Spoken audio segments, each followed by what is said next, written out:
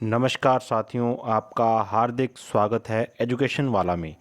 तो आज हम स्टार्ट करने जा रहे हैं चैप्टर 8th और क्लास 8th का चैप्टर 8 है जिसका नाम है जन जागरण एवं सामाजिक सुधार हेतु प्रयास।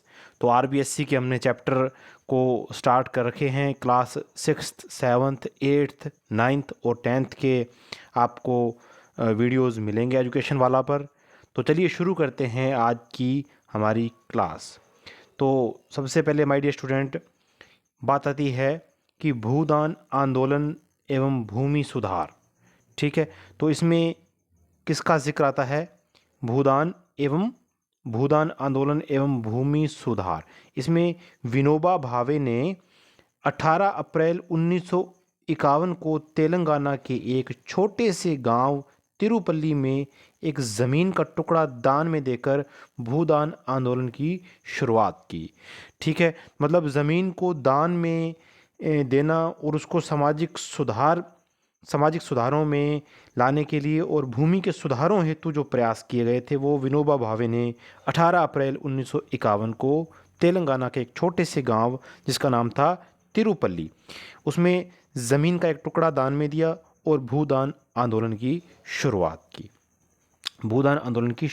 की। ठीक है, उसके बाद में राज्य सरकार ने ग्राम ग्राम दान अधिनियम 1971 की 1971 भी पारित किया। राज्य सरकार ने राजस्थान काश्तकारी अधिनियम 1955 एवं राजस्थान भू राजस्व अधिनियम 1956 लागू किया।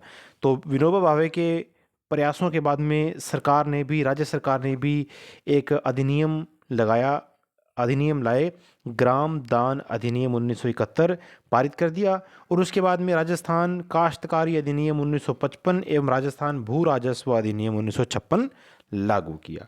ठीक है, मतलब ज़मीन के सुधारों हेतु ये प्रयास किए गए थे। उसके बाद में बात आती है अस्पृश्यता उन्मूलन।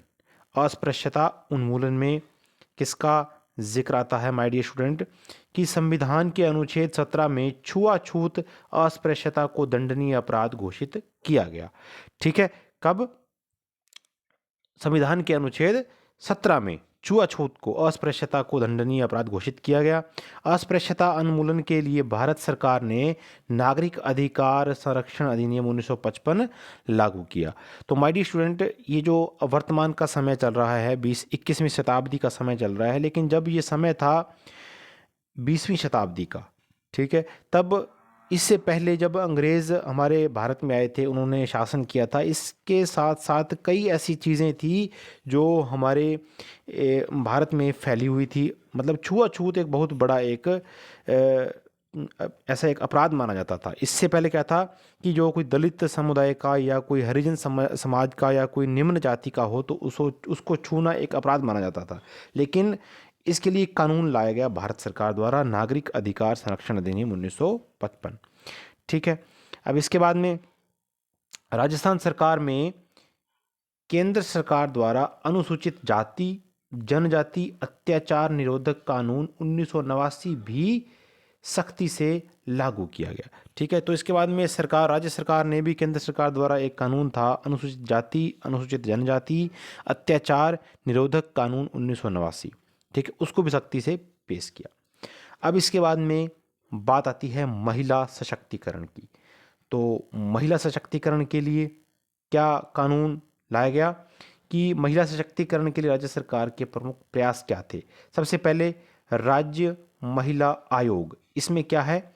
राज्य महिला आयोग का गठन माय डियर स्टूडेंट 15 मई 1999 को हुआ।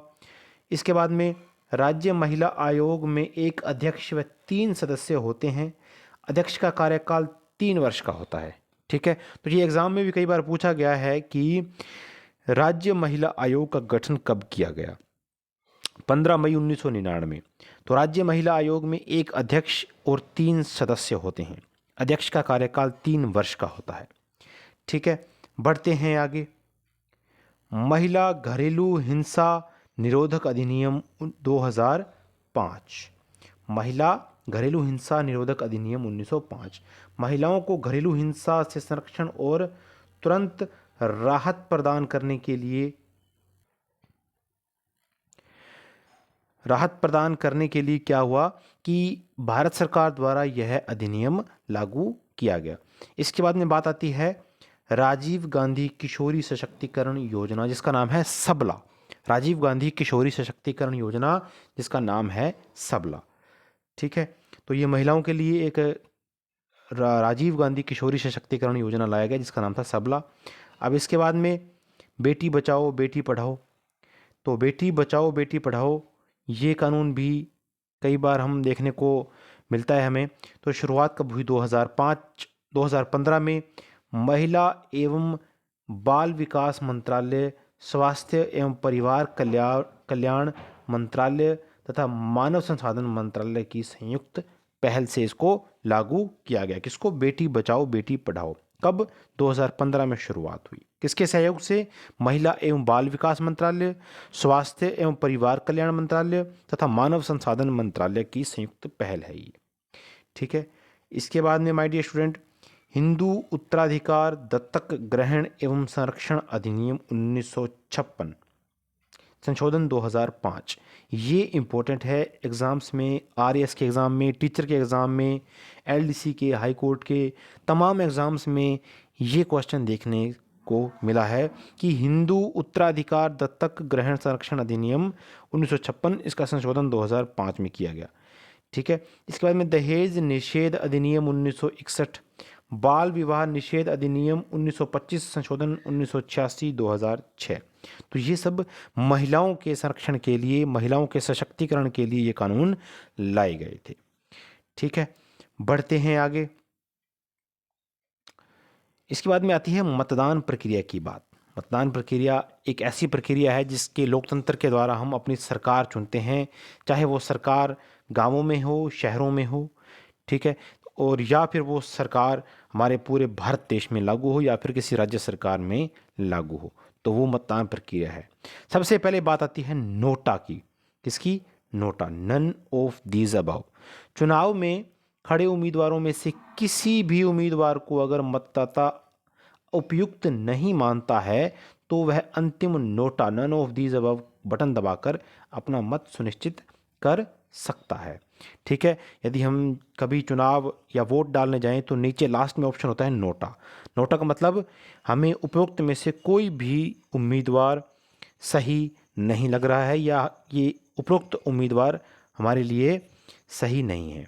ठीक है, या हम इसको नहीं चुनना चाहते हैं या नहीं वोट देना चाहते हैं, तो नोटा को आप वोट दे सकते हो। इसके बाद में आती है VVPAT, voter variable paper audit trial. ठीक है, voter variable paper audit trial, ये भी मतदान प्रक्रिया से संबंधित है। इसके बाद में सुव्यवस्थित मतदाता शिक्षा और निर्वाचक सहभागिता। इसमें क्या है? इसमें माय डियर स्टूडेंट, सूचित मतदान, निष्पक्ष एवं नीतिपरक मतदान, सूचित मतदान, जागरूकता के साथ मतदान। दो बातें आती हैं, सूचित और सूचित। देखिए, सुनने में तो लगभग सेम लग रहे हैं। सूचित मतदान क्या है? निष्पक्ष एवं नीतिपरक मतदान, और सूचित जागरूकता के साथ किया गया मतदान। अब बारी आती है सूचना का अधिकार। सूचना का अधिकार हम सभी जानते ही हैं कि यदि हमें किसी भी विभाग से सूचना मंगवानी है या हमें जानकारी चाहिए तो हम सूचना के अधिकार के द्वारा सूचना मांग सकते हैं। तो सबसे पहले बात करते हैं सूचना का अधिकार। सन 2000 में राजस्थान सूचना का अधिकार कानून बनाने वाला पहला राज्य बना। कब? सन 2000 में। कब बना माय डियर स्टूडेंट? सन 2000 में। सूचना का अधिकार अधिनियम 2005 बनाया गया। कब बनाया गया? 2005 बनाया गया। और ये चीज़ें 2000 में राजस्थान में शुरू हो गई थी, और ये राजस्थान पहला राज्य बना सूचना का अधिकार। ठीक है, इसके बाद में निशुल्क और अनिवार्य बाल शिक्षा अधिकार अधिनियम। इसमें क्या है माय डियर स्टूडेंट?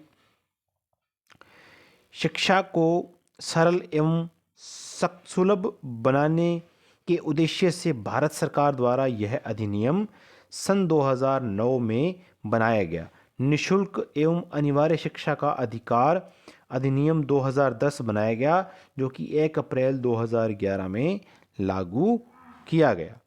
ठीक है, इसके बाद में इस अधिनियम में 6 से 14 वर्ष के बच्चों को निःशुल्क एवं अनिवार्य प्रारंभिक शिक्षा 1 से 8 का प्रावधान किया गया।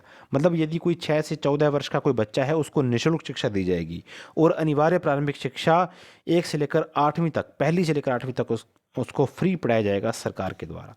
निजी स्कूलों में भी कमज़ोर और पिछड़े वर्ग के बच्चों के लिए 25% सीट आरक्षित होती है। इसी निःशुल्क शिक्षा में यदि आप प्राइवेट स्कूल में बच्चों को लगाएंगे तो उसके लिए 25% सीटें आरक्षित होती हैं आरटीई के तहत।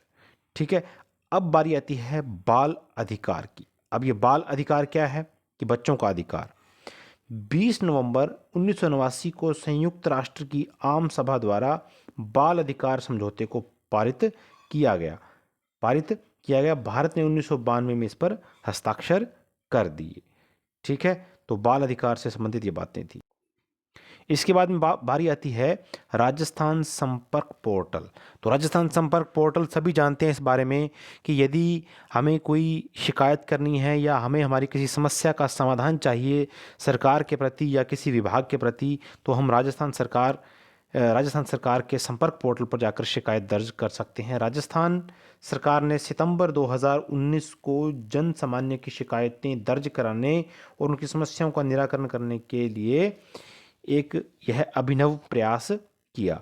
ठीक है, तो ये आपको बता दें कि बीजेपी सरकार वसुंधरा सरकार के कार्यकाल का ये संपर्क पोर्टल आरंभ किया गया था। इसके बाद में साइबर सुरक्षा संबंधित कुछ प्रकार हैं, साइबर सुरक्षा हमलों के प्रकार। ठीक है,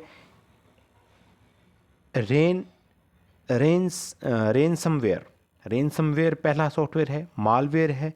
इसके बाद में साइबर धोखाधड़ी, ऑनलाइन फ्रॉड एंड चीटिंग। इसके बाद में फिशिंग और स्पूफिंग।